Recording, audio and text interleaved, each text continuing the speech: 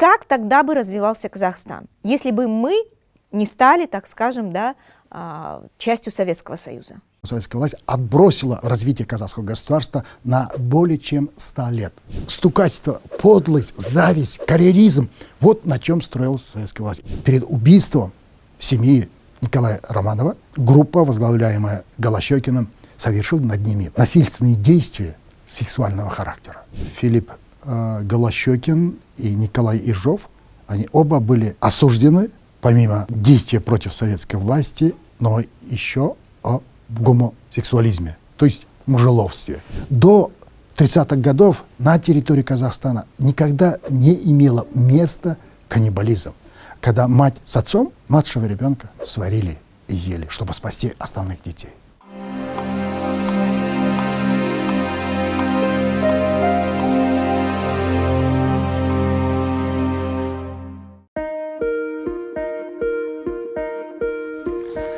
Добрый день, мэр. Проходите, Султанхан.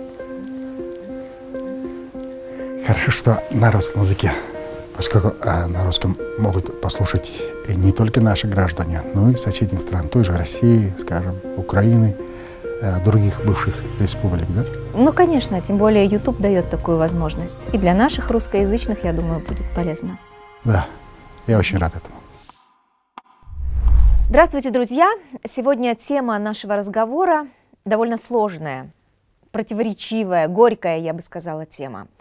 Она касается событий, происходивших в нашей стране в начале 20 века. Я сейчас говорю о Голодоморе, случившемся на территории Казахстана и других стран, входивших в состав СССР в 20-е и 30-е годы. Об этой теме с момента обретения независимости мы говорим мало. Возможно, это происходит от некой осторожности, да, чтобы не испортить отношения с северным соседом, может, по каким-то еще другим причинам. Не знаю почему, но очевидно одно, что тема давно назрела, о ней говорить надо, понимать, осмысливать ее просто необходимо. Поэтому я пригласила сегодня к разговору человека, которого давно знаю. Он, как историк, консультировал меня неоднократно, когда я работала над своими документальными фильмами, выступал в этих фильмах в качестве спикера. Это один из лучших алашеведов в стране. И, конечно, этот человек очень много знает о нашей сегодняшней теме. Султанхан Аккулы, прошу любить и жаловать. Здравствуйте, Султанхан. Рада вас приветствовать. Взаимно.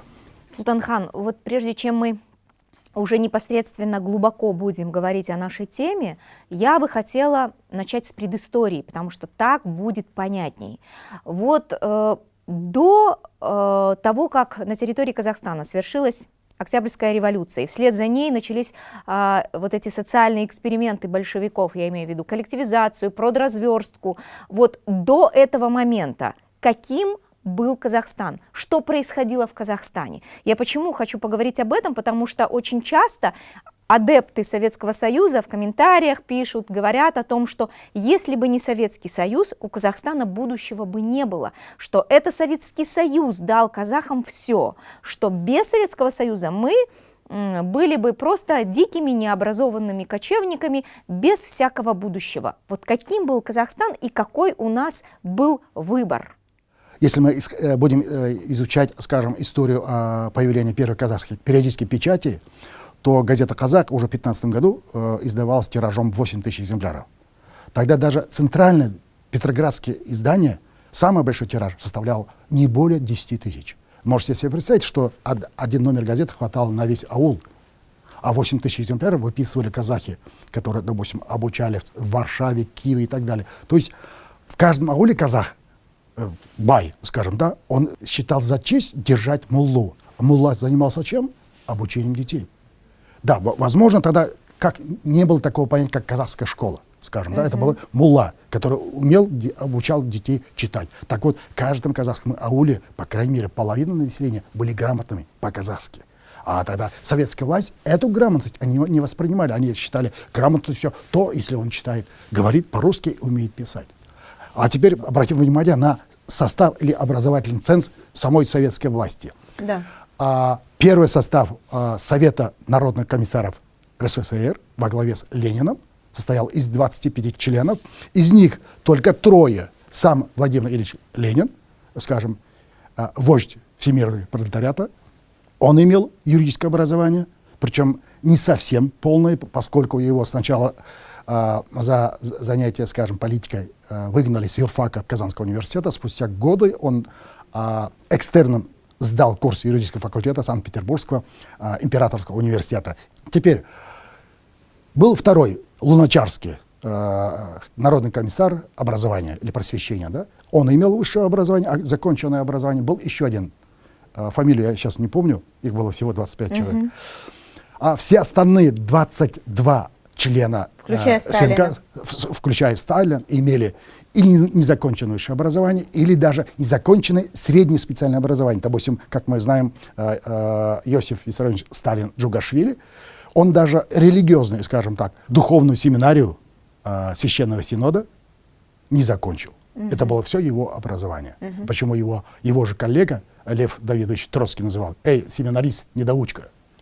Это вот образовательный ценз первого советского правительства. Возьмем Алашорду правительство, кстати, в составе которого тоже было 25 членов, из них 10 мест было отведено представителям других этносов и народов, национальностей, живущих среди казахов.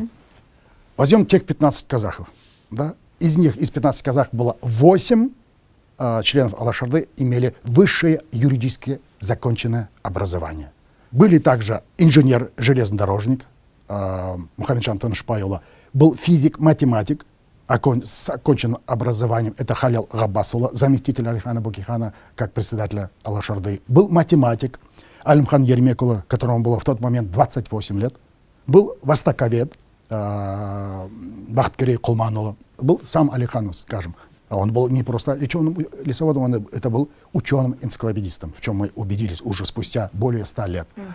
Был также ветеринар с высшим образованием, военный врач, кадровый офицер и так далее. Были избраны 15 их заместителей. И среди них было около 6 юристов с высшим образованием. Далее, смотрите, из 15 членов было 4 были бывшими депутатами Государственной Думы Российской империи первого-второго созыва 1906-1907 годов.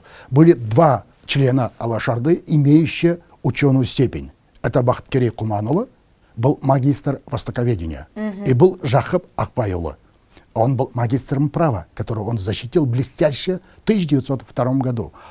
Был Жаханша Досмухамедұлы, который, будучи юристом, уже дошел до чина генерала прокуратуры, являясь товарищем прокурора Томской области, огромной области. И все члены Алашорды были все универсальными учеными, публицистами, литературоведами, поэтами-трибунами, писателями. Я хочу об этом сейчас спросить. Какая программа была у партии Алаш? Я скажу так, что советская власть, придя на территорию Казахстана, это можно сказать с полным основанием, что советская власть отбросила развитие казахского государства на более чем 100 лет.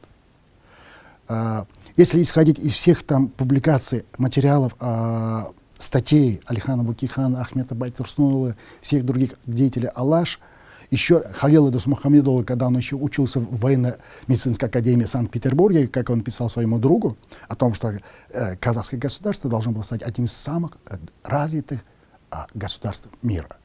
То есть, согласно тем сохранившимся их наследию, документам, по планам, по замыслам деятелей Алаш, Казахстан за 20-25 лет должен был превратиться в одну из самых развитых стран мира. Поэтому, как мы знаем, что в 30-е годы все деятели Алаш во главе с Алиханом Бөкейханом были обвинены в шпионаже в пользу Японии. Потому что уже с момента окончания русско-японской войны 1904-1905 годов, когда казахская интеллигенция крайне заинтересовалась опытом Японии, который за 25 лет превратился из отсталого феодального государства в одно из самых развитых государств мира. Причем сохранив свои национальные особенности. Самобытную культуру. Причем именно деятели Алаш ставили перед собой именно такую цель, что именно на основе своей древней кочевой культуры создать культуру, скажем, европейского уровня, как об этом Алихан Бөкейхан писал еще в 1910 году в своем очерке «Киргизы, казахи». Об этом он тогда писал, что в казахских степях существует два политических течения. Одно, скажем так, религиозно-политическое, другое западническое. Что западническое движение видит будущее Казахстана на уровне западноевропейской культуры. Вот они такую ставили. Если вы почитаете, допустим, каждый номер газеты «Казах», допустим, который издавалась с февраля 2013 года по март 2018 года, в каждом номере там речь идет о том, как обучать наших детей. Почему учителя не посещают те лекции передовых педагогов, учителей там, в Санкт-Петербурге, Москве и так далее. Что какие учебники нам нужно читать, какую литературу надо читать. И потом казахская газета, пусть она будет даже и просто как газета и редакция, и с 13 по 18 год редакция этой газеты превратилась буквально общенациональным центром образования и просвещения. Первые казахские учебники для светских школ печатались где? В редакции газеты «Казах». Любая казахская литература, труды того же Шакарима Худайбердиула, того же Мыржахмет Дулатула, Ахмеда Байтурсунула, Жиспека Аймаутула, многих труды издавались и печатались в редакции газеты. А те литературы, казахская литература, те учебники, которые издавались в Казани, Уфе, они все равно распространялись именно через редакцию газеты «Казах». Здесь еще такой факт важно показать, мне кажется. После того, как не состоялась, да, была упразднена автономия Алаш, то есть мечта об этом не осуществилась, все-таки алашординцы приняли советскую власть, деваться было некуда, и они же все равно работали на просвещение своего народа. Ведь за этим всем стояли как раз-таки наши, опять-таки, наши деятели Алаш, потому что именно Ахмет Байтурсынов с 19 года был наркомом просвещения. Это не приехали большевики из Москвы, и это все нам здесь организовали, подарили. Так ведь? Это же было все сделано руками деятелей Алаш. Это абсолютно верно. После уже установления советской власти на территории Казахстана, сначала советская власть, чтобы привлечь всех деятелей Алаш, всю национальную интеллигенцию, они приняли постановление о амнистии. Амнистия. Да, это то есть было, они объявили, что 4 все. апреля 2019 года, потом еще в июне 2020 года они аж приняли 2 постановления, где четко было прописано, что ни за что их не преследовать за прошлую деятельность, более того, их привлечь к своей советской деятельности. Понимаете? Именно благодаря этому, как вы сказали, Ахмет Байтурсунов стал народным комиссаром просвещения в 2020 году. Перед казахской интеллигенцией Алаш стояла задача как можно больше подготовить учебников именно на казахском языке, по всем предметам. Потом создал академический центр под руководством Ахмеда Байтурсунова. Они проводили совещания и распределяли, кто как должен разработать или написать, или перевести из другого языка учебники по тем или другим предметам, по ботанике, там, географии, по математике. Мы знаем, допустим, Каныш Имантайұлы Сатпаев. Вы знаете, он является автором первого учебника алгебры на казахском языке. Сейчас, допустим, современные ученые говорят, что у нас нет научной терминологии. Ребята, просто возьмите его учебник алгебры. Там все математические термины переведены на казахский язык. Причем взятым из казахского языка. Допустим, Жусупек Аймаутула составил учебник «Педагогика». Что такое педагогика? Махжан Жумабайұлы, да, написал книгу «Психология». Алихан Бөкейхан, находясь в Москве за несколько тысяч километров от казахской земли, он издал, смотрите, «Астрономия Альпи» или «Популярная астрономия». Причем, по моей информации, этот учебник он перевел напрямую от оригинального языка, французского, от Камиля Фламарьона. Он также перевел там «Происхождение Земли». То есть он перевел массу таких учебников. То есть каждый казахский интеллигент, каждый деятель Алаш, он взял на себя, в том числе, кстати, в переводе и составлении учебника участвовал и Сакен Сейфуллин, который был предан и всей душой служил советской власти. То есть, понимаете, мы, когда говорим, что советская власть пришла, даже та вся интеллигенция казахская, уже, скажем так, советская интеллигенция, которая всей душой поддержала советскую власть и служила ей всей правдой, всей душой, тот же Турар Расколұлы, тот же Сакен Сейфуллин, там Сейітбек Мендешұлы и многие другие, Темірбек Жургенұлы. Вы знаете, они ведь все были воспитаны в той атмосфере, которую создавала газета «Казах». Потому что газета «Казах» с 13 по 18 год она установила монопольное положение в степях своей идеологии, идеи национального возрождения. Но это был обман. То есть большевики дают амнистию алашординцам, их руками проводят образовательные реформы, и в 1936 году нарушают свое слово, да, которое было написано на бумаге, и расстреливают весь цвет интеллигенции.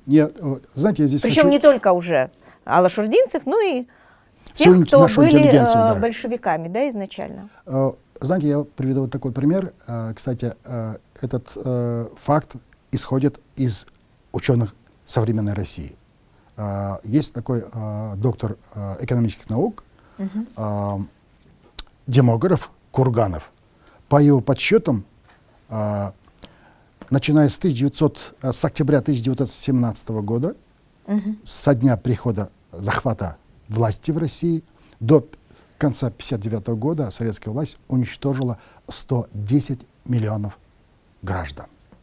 Из них 40% или 44 миллиона человек погибли или уничтожены, что ли, в период Второй мировой войны, во время, скажем, германского нашествия. Да?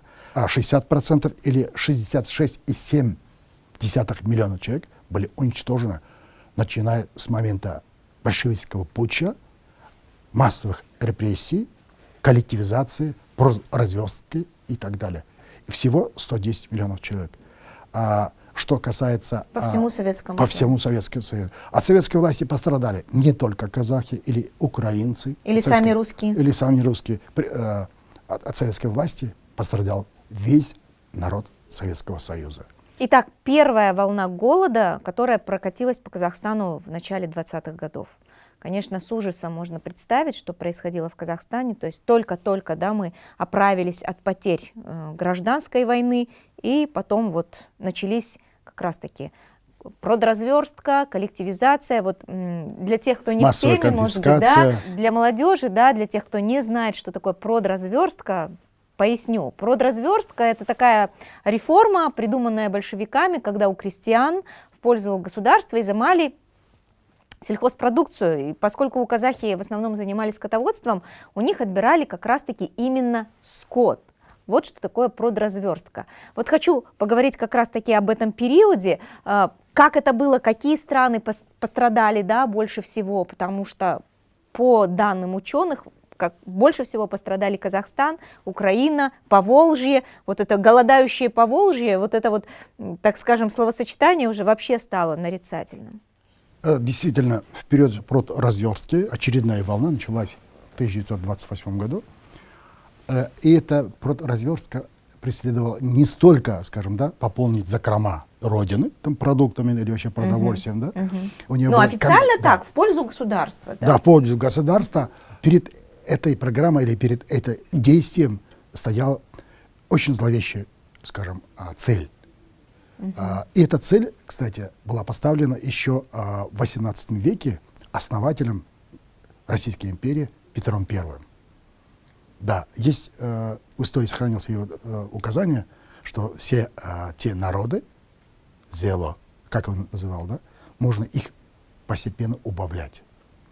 Я вам приведу такой фильм, это очень популярный фильм был в свое время, называется «Храброе сердце». Голливудский фильм режиссера и актера Мэла Гибсона «Храброе сердце». Есть эпизод, где, когда король Артур Англии вернулся в свой замок, и ему докладывают о том, что шотландский народ восстал против его ига. И он тогда одним словом он выразил свое отношение захваченному народу. Да? Он сказал, самая большая проблема Шотландии в том, что слишком много этих шотландцев. Так вот, точно таким же принципом руководствовался сначала Российская империя со дня Петра I. Есть на это конкретные документы. И потом большевики, они не придумали, скажем, да, политику геноцида. Они просто реализовали те программы, те цели, которые ставили перед собой царская колониальная администрация. Элементарно. И нужно было им освободить это огромное пространство для, скажем, крестьян, безземельных крестьян, которые только в 1861 году были освобождены от рабства. Их было более 60 миллионов человек, их нужно было обеспечить землей. При этом сохранить огромные площади частной собственности на землю тех же помещиков, дворян, баронов, Как я уже говорил, допустим, от политики советской власти пострадал весь многонациональный советский народ. Из них, допустим, меня лично, как ученого, больше всего, само собой, интересует, что произошло с моим народом. Поэтому я не изучаю, как это произошло и сколько было жертв голода в Поволжье или Украине или там в других частях. Этот искусственно организованный голод, а в этом уже нет никаких сомнений, что это был искусственно организован им той же продразверсткой, чему еще способствовал, скажем, неурожайный год в Казахстане, скажем, и там в том же Поволжье. Эта программа или, скажем, эта политика преследовала очень большую цель. Во-первых, скажем, уничтожить часть крестьянства России, чем была недовольна советская власть. Потому что крестьянство, оно постоянно, скажем, как и в царское время, как и в советское время, постоянно выражало свое недовольство, поднимало там восстание и так далее. Нужно было подавить восстание, скажем, недовольство крестьянства. Русского крестьянства. Русского крестьянства, да. И потом из двух союзных республик, Казахстан, Украина. Дело в том, что именно в двух концах Советского Союза, именно эти две республики больше всех сопротивлялась советской власти и ее политике.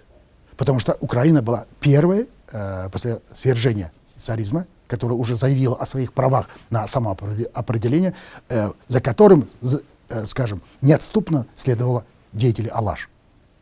Понимаете, да? И причем, обратите внимание, еще начиная с царских времен, из всех народонаселения Центральной Азии самые грамотные, самые активные, самые мобильные, самые воинственные население это были казахи.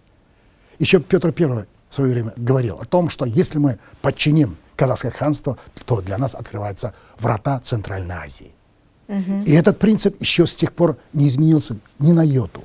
Я еще хочу сделать такую отсылку, почему все-таки Украина одной из первых заявила о самоопределении, и почему Казахстан, да, шел за этим же. Потому что этот пункт стоял в программе партии большевиков, ведь изначально Ленин еще в 2014 году писал в своих статьях о том, что мы дадим право нациям на самоопределение. Это был второй такой обман, так скажем, большевикам о том, что...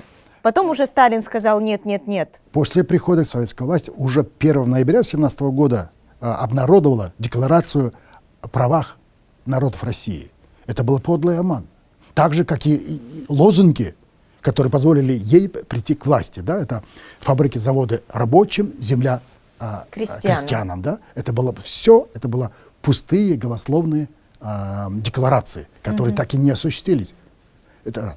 Поэтому, что там Ленин писал, который, находясь в эмиграции там, в Германии, когда в Швеции, когда там во Франции, попивая пиво, там, этих дешевых вкусное пиво, и он просто развивался непонятное, не имеющее никаких общих, скажем, да, связей с обыкновенной жизнью. Это были утопические идеи. Ни одна из идей Ленина так и не осуществилась, даже после установления советской власти, когда установил свою монопольную партийную власть. Это было то, что Ленин задумал, скажем так, установить пролетарскую диктатуру, она превратилась буквально в диктатуру одной партии.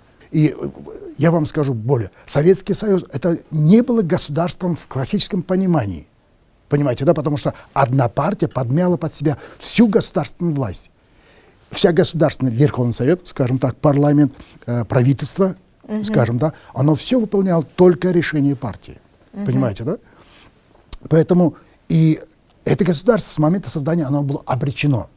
И то, что оно сохранилось еще 70 лет, это действительно удивляет. Но это государство, во-первых, было построено на самых низких человеческих качествах, характере. Смотрите, вот, допустим, возьмем времена гражданской войны, да, и потом массовые репрессии, когда сын отдает отца, пишет донос на него, да, и становится народным героем, как Павлик Морозов. Да, например. Понимаете, это стукачество, подлость, зависть, карьеризм. Вот на чем строилась советская власть и на чем она держалась 70 лет. И это государство в любом случае, рано или поздно, оно было обречено, оно должно было уйти. И что и произошло. Заметьте, Советский Союз развалился без единого вмешательства извне, без единого выстрела. Поэтому говорить о том, что... как я уже говорил, советская власть была, захват власти был совершен на германские деньги. Именно благодаря насилию в одном из своих, скажем, писем, в одной из телеграмм Молотову Ленин призывал Красную армию уничтожить всех, повесить, разграбить, уничтожить. И в конце концов нужно сделать так, чтобы вселить в душу граждан Советского Союза животный страх, чтобы они больше никогда не думали восстать против этой власти. Что было и сделано. Мы знаем, что наше уже старшее поколение до сих пор носит этот страх в своем сердце. В буквальном смысле. Советский Союз добился этой власти, но она все равно не сумела сохранить. Парадоксальность Советского Союза еще была в том, что как будто половина страны идет на демонстрации, хлопает в ладоши, машет красными флагами, а вторая, ну пусть не половина, но мне кажется, ну тоже немалая часть сидит в лагерях. Султанхан, теперь хотелось бы уже перейти к статистике, к цифрам. Сколько казахов все-таки погибло вот в первую волну голода с 28 года? Чтобы ответить на этот вопрос конкретно, чтобы ни у кого больше не возникало сомнения, давайте попытаемся установить, во-первых, сколько же казахов было в начале этого голода. И на какие источники мы опираемся? Давайте, прежде всего, исходить из, скажем так, да, официальной статистики. Это первая всенародная перепись в России 1897 года, по итогам которой казахи, кто говорит на казахском языке, и кто называл себя казах, было 4 миллиона 84 тысячи человек. У меня есть конкретные цифры, допустим, Сарты вот 768 655 человек, туркмены 281 357, киргизы 201 682, узбеки 726 534. Казахов было 4 миллиона 84 тысячи человек. Из них я хочу обратить на такой очень важный момент. Дело в том, что во время переписи не только казахи, но и вообще, скажем, русские крестьяне восстали против этой переписи, ожидая от этой переписи нечто очень плохое, скажем, да? А казахи считали так: а если пересчитать весь скот, поднимут налоги. Если пересчитать всех сыновей, детей, то их призовут, скажем, в армию, в службу в армии. Если пересчитать площади их земель, родовых земель, то, само собой, они отберут как излишки земель. Поэтому, можете себе представить, да, наверное, по крайней мере, один казах из 5 сумел избежать переписи населения. Соответственно, по самому малому пересчету, в 1894 году казахов было не меньше 5 миллионов. Я могу сказать со всей убежденностью, со всей основанием, что в начале 20 века численность казахов никто так хорошо не знал, как лидер движения Алаш Алихан Бөкейхан, потому что он с 1897 года по 1901 год он непосредственно участвовал в переписи населения.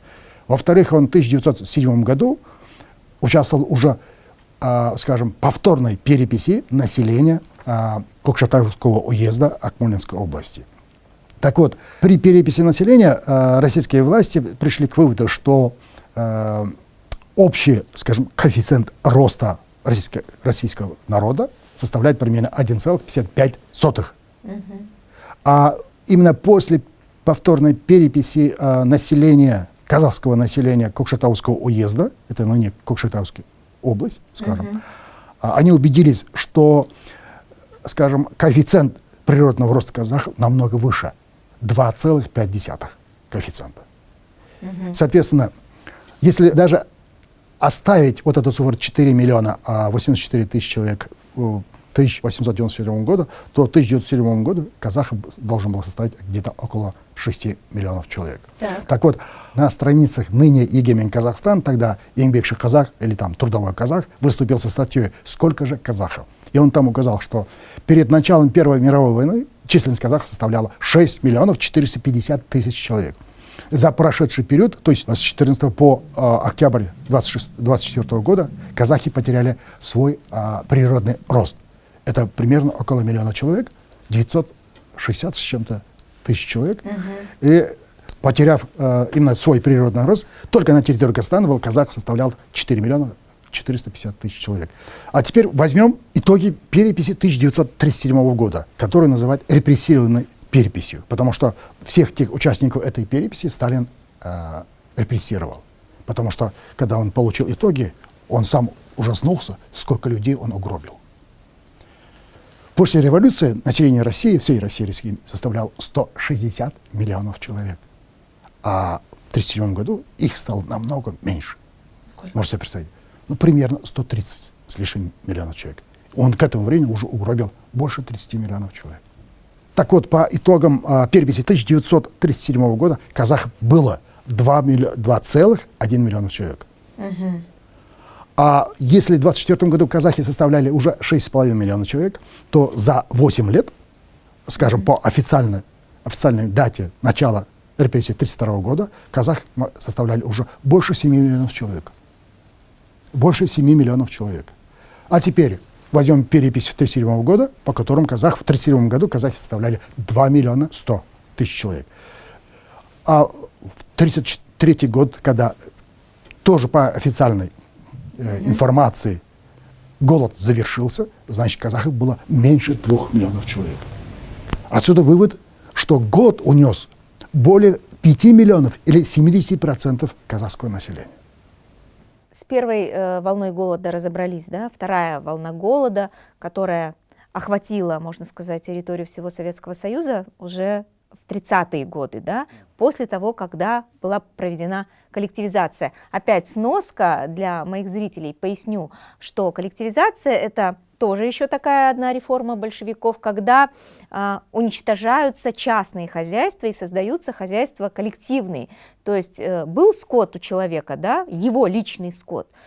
Отобрали, собрали вместе 10-20 дворов, да, согнали скот вместе, и этот скот становится общим. И также я понимаю, что одной из целей коллективизации было уничтожение крестьянства, кулачества как класса. И здесь такой вопрос: если вот такие события, вот этот голодомор происходил на территории всего Советского Союза, можем ли мы тогда говорить о геноциде именно казахов? Если русских тоже умерло много, украинцев тоже умерло много, является ли это именно геноцидом? Те события, искусственно организованный голод в Казахстане, следует назвать и этноцидом, и геноцидом. Потому что именно искусственно организованный голод был направлен именно против казахского народа. Именно против казахского. И это почему? Потому что Филипп Исаевич Голощекин, он еще в царское время сам едва выжил от голода, организованного царской власти в одной еврейской деревне, то ли Псковской, то ли Полтавской области. И он тогда осознал, еще в молодости осознал, как голодом можно сломать дух человека, сломать его хребет. И он прекрасно знал. С другой стороны, конечно, в этом голоде обвинять одного Голощекина или Сталина было бы совершенно несправедливо. Потому что этот голод организовал не один Голощекин, который выполнял, скажем так, усердно любое указание Кремля. Дело в том, что давайте вспомним о том, что этот Голощекин абсолютно бессердечный, бесчеловечный, высокомерный, болтливый человек, как его охарактеризовал один из его бывших соратников, абсолютно бездушный. Он в свое время выполнил поручение Центра по уничтожению семьи последнего императора России, что до сих пор не могут восстановить, скажем, да, собрать все кости семьи. Они были, во-первых, разбросаны по нескольким местам, во-вторых, они были при захоронении были облиты кислотой. И сейчас есть информация о том, что, конечно, ее не придают обнародованию, чтобы не осквернить имя, скажем, да, последнего императора, что перед убийством семьи Николая Романова группа, возглавляемая Голощекиным, совершила над ними насильственные действия сексуального характера. В буквальном смысле. Именно по этой причине, чтобы скрыть эти следы, трупы членов семьи Николая II были облиты кислотой и разбросаны по разным могилам. как мы знаем из истории, что Филипп Голощекин и Николай Ежов, они оба были осуждены, помимо, скажем, действия против советской власти, но еще о гомосексуализме, сексуальных связях, нетрадиционной ориентации, то есть мужеловстве. И то, что Голощекин появился в Казахстане, это было, прежде всего, была вина наших самих казахов, первых наших коммунистов. Мы знаем, что Турар Рыскулов, начиная с 1924 года, написал несколько десяток доносов на деятеля Алаш. Затем с апреля 1925 года начал писать в Центр Сталину Сакен Сейфуллин. И последняя точка, которая стала поводом для Сталина отправить в Казахстан своего человека, веренного человека, Голощекина, было письмо, обращение Альби Жангельдина. Я вам могу зачитать его письмо. Это удивительная вещь. Это письмо он составил после окончания 5-й партийной конференции, прошедшей в апреле в городе Кызылорде, уже, скажем, новой, второй столице советского Казахстана, когда место поддерживаемого им Сакена Сейфуллина избрали председателем Совнаркома Казахстана Нахмета Нурмакула. И после этого Альби Жангельдин написал письо Иосифу Сталину, и которое он передал через председателя Реввоенсовета Фрунзе. Письмо заглавлено о несогласии с позицией руководства КССР в кадровых вопросах и отношении к бывшим деятелям движения Алаш. Информируя вас о вышеизложенном, я настаиваю, пока не поздно, отозвать из Киргизской республики товарищей Нанайнишвили и Ежова и Ходжанова для пользы работ в интересах прививки негнилых семян социализма среди киргизской массы. Мое конкретное предложение. Ответственным секретарем Киргизского краевого комитета РКПБ прислать из центра на 1 или 2 года руководство политической работы лицо марксистски подготовленное, а последних 2 совершенно изолировать, распустить данный состав крайкома, взамен коих при надобности мною будет предоставлен список товарищей, политически выдержанных и пользующихся доверием киргизского пролетариата. Пролетариата, которого еще в казахском обществе не было. После этого письма, уже буквально по следам этого письма в Казахстан первым секретарем, ответственным секретарем казахского крайкома РКПБ приходит Голощекин. Его с радостью встречает Ежов. Вот так и начинается. И первым делом, что он сделал, он отстраняет, отправляет в Москву второго секретаря, заместителя ответственного секретаря Султанбека Кожанова. Освобождает, отправляет в Москву, как у нас сейчас принято говорить, на повышение квалификации. И после этого он собирает свою команду, это Корамысов, это Ораз Исаев, которые непосредственно реализовали, скажем, массовую конфискацию, массовую коллективизацию, осуществили программу, скажем, или политику продразверстки, и которые буквально каждый день наблюдали, каждый день на улицах, во дворах наблюдали трупы умерших от голода людей. Сам Голощекин, как писал об этом один из авторов воспоминаний, Голощекин, идя по улице, он буквально перешагивал трупы, валяющиеся на улице. Вот я расскажу вам рассказ племянника Алихана Букихана, Раимжана Азиханула Букихан. Он мне в 1992 году в Алмате, когда я первый раз с ним познакомился, когда я начал изучение своей темы, он рассказал, как в 30-е годы он, будучи инспектором образования из города ныне Тараз, Джамбул, он приехал в Шымкент. Шымкент — это небольшой городок. И когда я с поезда вышел, то я уже увидел, что вдоль дорожки валяется столько трупов. И когда я шел именно в дом своих родственников, я уже боялся, что я их не застану живыми. И недалеко до дома моих родственников с левой стороны я увидел здание школы, где все парты стояли выставлены на улице. Я не понимал, что учеба закончилась. В Учебный период. А он ведь как инспектор, он должен был проверить состояние школы, там, процесс обучения и так далее. Но в данный момент меня охватил ужас. Неужели я застану только труп моих родственников? И он, уже трясясь от страха, от чувств, когда я подошел к дому, подошел к калитке, я почувствовал, что дом еще вроде жив. Когда он зашел, увидел одну из своих родственниц, я расплакался. Неужели я вижу его живым? Оказалось, что родственница работала где-то в столовой. Только благодаря этой работе ее семья выжила. После того, Огромное ведь количество беспризорных детей, а детей сколько погибло? Да, так вот, после того, как он пришел в себя, пообщался, его проводили в школу. Когда он поинтересовался, что там в школе происходит, почему все парты выставлены на улице, где вам сейчас покажу. И его приводят в школу, а вся школа была как бы превращена как бы в помещение для спасения голодающих. Там все комнаты, все классы были забиты голодающими. В одной комнате были дети, в другом взрослые. И он удивился, почему детей отделили от родителей. Вы говорите, сейчас уберитесь. Тут, когда всем раздали, скажем, миски, с ним там каши или там, взрослые тут же кидались на детей, отбирали у них. У казахов есть такая поговорка: «Бір күн ашыққаннан бір ай ақыл сұрама». То есть не спрашивать совета у человека, изголодавшегося один день. Так вот, и тогда эти люди, которые ухаживали за ним, у них были какие-то огромные там, какие-то тубинки. И вот они, оказывается, избивали этих взрослых людей, чтобы они не отбирали у детей их миски с едой.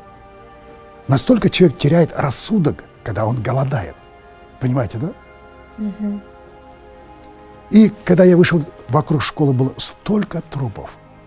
Мне также рассказывал наш знаменитый писатель Мухтар Омагаюн, когда он еще был молодым человеком, юношей, когда они возвращались из зимовки домой, в Литовку.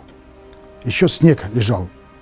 И мы ехали на Арбе, и как-то я нагнулся, потому что снег начал постепенно отходить, растаять. Просто через каждый метр-два валялись кости, обглоданные волками там, или животными. И вдруг, когда я посмотрел, что на арбол что-то там зацепилось, когда я посмотрел, это был череп человека вместе с костями и с сохранившейся там тканью тела. И мне, говорит, тогда было там 7-8 лет. И вот вся степь была засыпана такими трупами.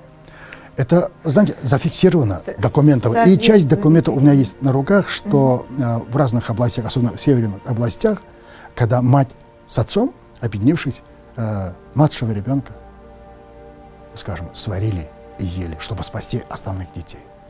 И вообще было немало семей, которые просто умерших соседей, скажем, бросали в казан, сваривали и ели. И так оставались, таким образом выживали. Это абсолютно верные, скажем, зафиксированные тогда, скажем, официальной властью факты.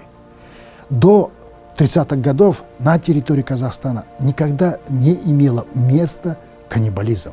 Да, во время бывало джуты страшные, допустим, да, тогда казахи просто ловили всяких мышей, грызунов, птиц, и даже ели диких кабанов. Для казаха, мусульмане, это было недопустимо, но чтобы спасти себя от голода, они ели. Но каннибализма никогда не было до 30-х годов. Это имело место уже в 30-е годы с подачи советской власти.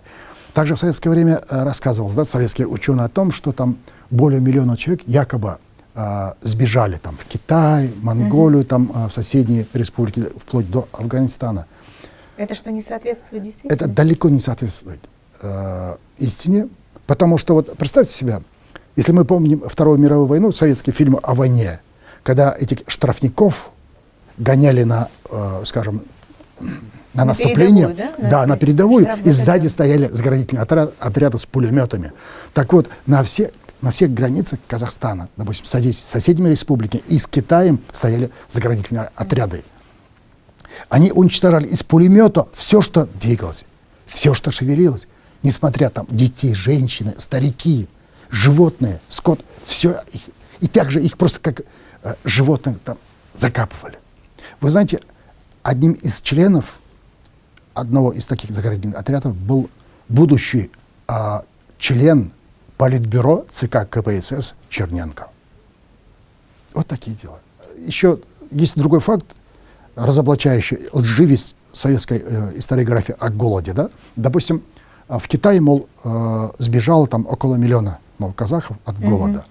Так вот, еще до февральской революции 17 года на территории ныне как Синьцзян-Уйгурской автономной области, или как тогда называлось Восточного Туркестана, проживало там где-то около полумиллиона казахов. Это еще не официально, потому что казахов там проживало достаточно много, потому что они выписывали очень много номеров газеты «Казах», и причем они оказывали денежную помощь газете «Казах», единственной общенациональной газете. Так вот, ныне на территории Синьцзян-Уйгурской автономной области проживает, ну, по официальным данным, где-то около 1,5 миллиона казахов. Около полутора, даже меньше 1,5 миллиона. Я не знаю, может быть, китайское правительство преднамеренно уменьшает, возможно, но если еще до революции проживало около полумиллиона человек, за 100 с лишним лет это население должно было, ну, я не знаю, по крайней мере, 5 миллионов человек. Султанхан, вот подводя как бы итог нашему разговору, как вы считаете, какой урок мы должны вот вынести из этой нашей трагической истории, из этого страшного опыта? Потому что все-таки самое главное — это знание истории, понимание своей истории, да? Ведь для чего мы изучаем историю? Чтобы себя защитить от ошибок будущего. Вот мы что должны понять? Прежде всего, мы должны вынести из тех трагических, самых трагических страниц нашей истории то, что ни одна величайшая идея, предлагаемая извне, она не спасет казахов и не даст нам ничего хорошего. Вся, скажем, идея национального возрождения или сохранения, или развития, она должна исходить изнутри этого народа. Так вот, ни одна прекрасная идея не может, предлагаемая извне, не может спасти наш народ, не может развивать нашу государственность, нашу культуру, нашу экономику. Мы это можем все это сделать, причем говоря на своем государственном языке, как об этом говорил Алихан Бакихан. Да? Второе, как вот сейчас у нас принято, да, если бы не Советский Союз, казахи остались бы, скажем, отсталыми кочевыми народами. Как я уже говорил,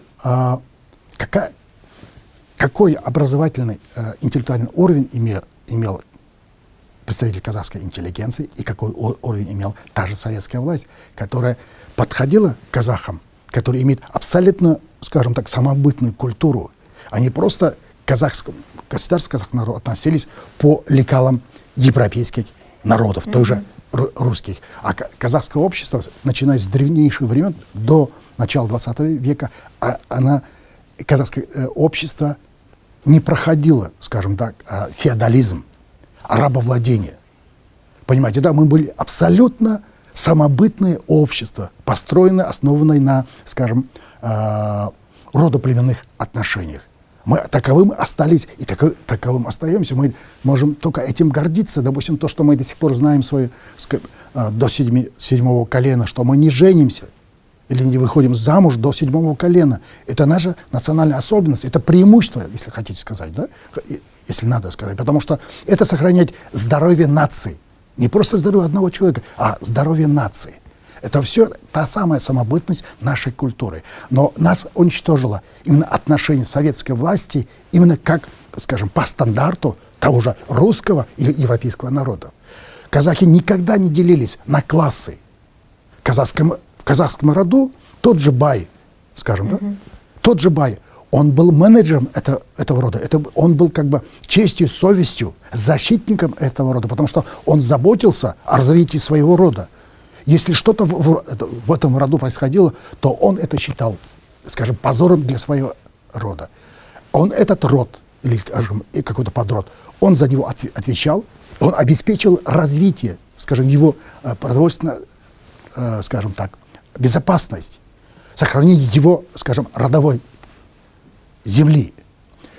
Вы спросили, каким государством мы стали бы спустя за эти годы. Так вот, если мы имели население не менее 100 миллионов человек, А это численность населения, это, скажем, опора, это гарантия развития экономики. Понимаете, да? То если деятели Алаш, они планировали за 20-25 лет совершить, скажем, экономический, интеллектуальный, скажем, наскок, прыжок, то уже к началу Второй мировой войны казахское государство стало бы одним из самых развитых государств, не только, скажем так, в составе СССР, оно было одним из самых развитых стран в мире. Потому что, смотрите, Алихан Бөкейхан писал, допустим, еще до революции о истории, скажем, преобразования культурного, скажем, скачка Японии. В 1924 году из Москвы он пишет о том, как ныне мы знаем, Дания за те же 21 год совершили какой экономический прыжок.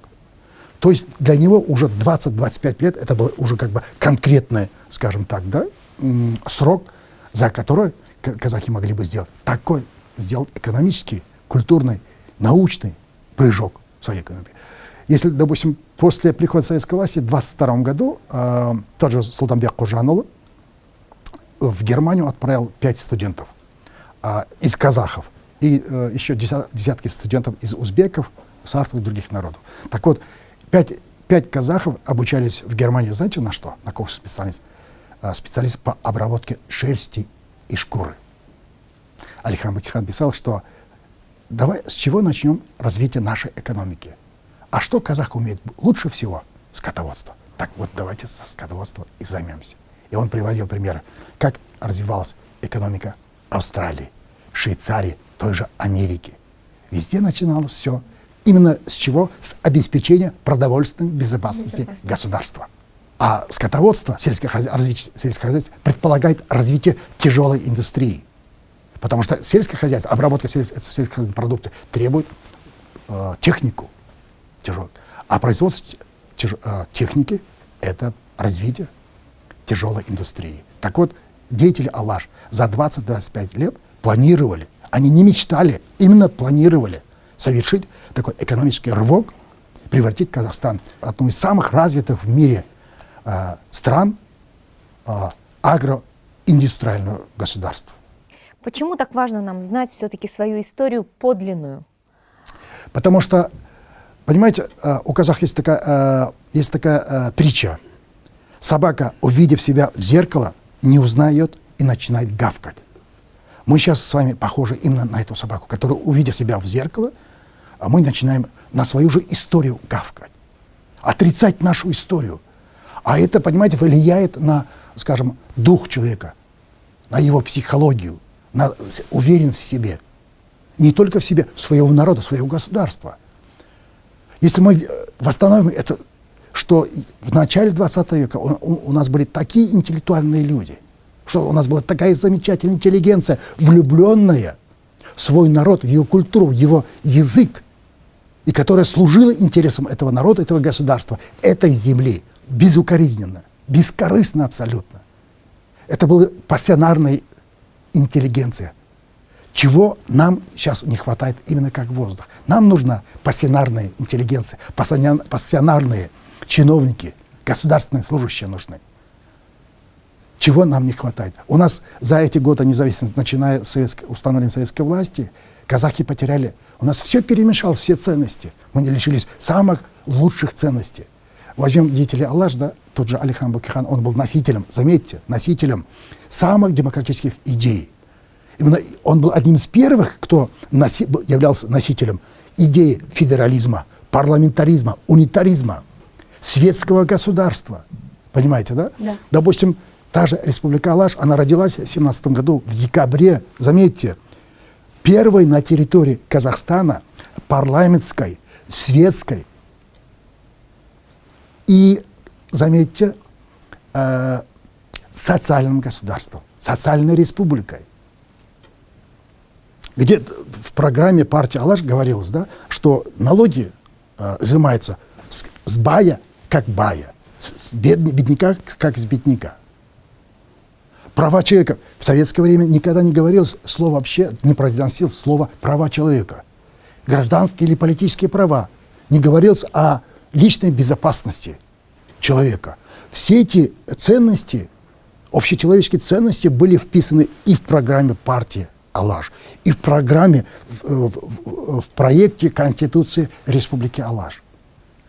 С приходом советской власти все эти ценности, как, я не знаю, исчезли. И оно не стало произноситься до обретения Казахстаном независимости в 1991 году. Спасибо большое, Султанхан, вам за этот интересный разговор. Дорогие мои зрители, обязательно подписывайтесь на мой YouTube-канал и пишите в комментариях, какие герои, какие темы вам еще интересны. Давайте вместе запускать маятник истории. Спасибо, на этом все. До свидания.